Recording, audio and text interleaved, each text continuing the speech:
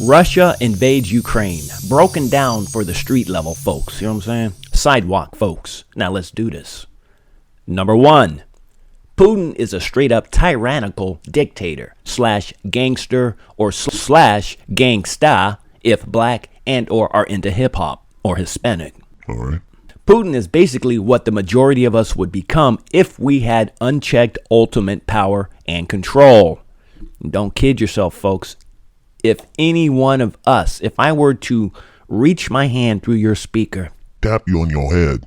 and put you in ultimate control, many of us would turn into a Putin, a Xi of China, or Daga Mao Wow of North Korea.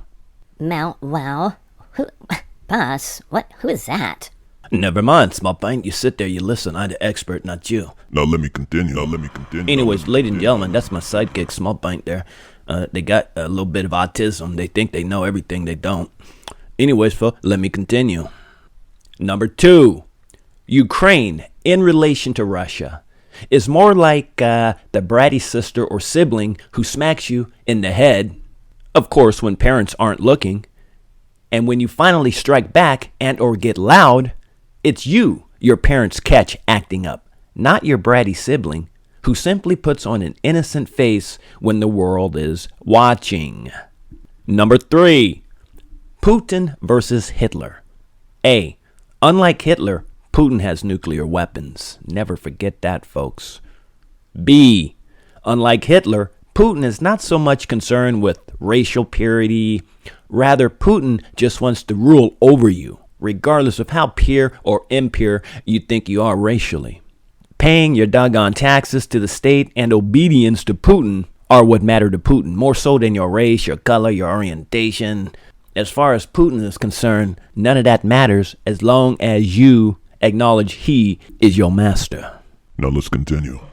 China. Number four, China. China is between a rock and a hard place on this one, folks, and here's why. Number one, I have a feeling China kind of prodded Putin into invading Ukraine. Kind of like that friend who tells you that you can jump your car over the Grand Canyon. You know, he's like, yeah, you can do it, Jim. Yeah, man. Yeah, you can do it. You can make that jump. You know, goodness well, you ain't gonna make it. But anyways, he continues to say what you want him to say, because after all, he is your friend, right? With an asterisk mark. Thus, when you attempt to cross the Grand Canyon and you crash and burn, next week, they've already stole your girlfriend. They having sex and they're going to have your kid that should have been yours. Okay. And that's kind of the dynamic I think China had with Putin, is that China was simply saying, yeah, Putin, you can do it. You're mighty. Almost like, remember Muhammad Ali? He always had, or just any boxer, they always have that cornerman that always tells them what they want to hear. Yeah, you can do it. You're the champ of the world. You got, and then Mike Tyson. Remember Mike Tyson? Anyways, I'm getting distracted. Yeah, you really are, boss. Shut up. Buttercup. Anyhow, that being said, China may not have calculated just how swift the world's action would be, and they may not have calculated Putin's resolve, stubbornness, and determination. For someone like Putin cannot lose, folks. For someone like they don't understand the term or definition of losing or lost. At least not when someone like Putin cannot lose. And the world needs to understand that Putin will not lose this conflict. Will not lose this conflict. Losing does not compute or make sense to Putin. So he will win. One way or the other, he will win this conflict, even if it means becoming the ultimate suicide bomber. Boss, that's scary. Don't you worry about it. Everything scares you. Twinkle toes. God dog, man. Doggone, a bird flying overhead scares you, man. Now, quit distracting me. Now back to China. China has a choice. China can watch Putin become a weakened state and thus the West rushing into Russia to fill the void, which is right atop China's doorstep. Think about that. Do you really think China wants that guy Walmart and Target and goddamn KFC and Levi Strauss jeans and Wrangler jeans? And don't forget Boy George, boss. Yeah, whatever. In other words, do you really think China wants the whole Western world right atop its nation? And the answer to that is no. Not only no, but hell no. So what does China do, folks? What does China do? Does China, if it sees that Russia is losing or begins to lose, does China commit its own billion-man army to this conflict, huh? Wouldn't that be interesting? if China suddenly lends just a portion of its billion-man army to this conflict. And not only that, real quick about Russia before I end this, the thing about Russia is they really haven't been in a conflict for decades.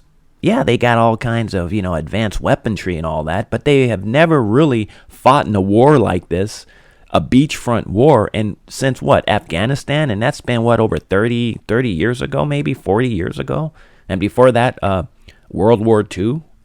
So a lot of the hardened fighters that Russia was known for, they're all dead and gone now, or like great-great-grandfathers, So this idea that Putin, and he may have underestimated his own men too, because I don't think Putin's army is as hardened as China's army is, or military is.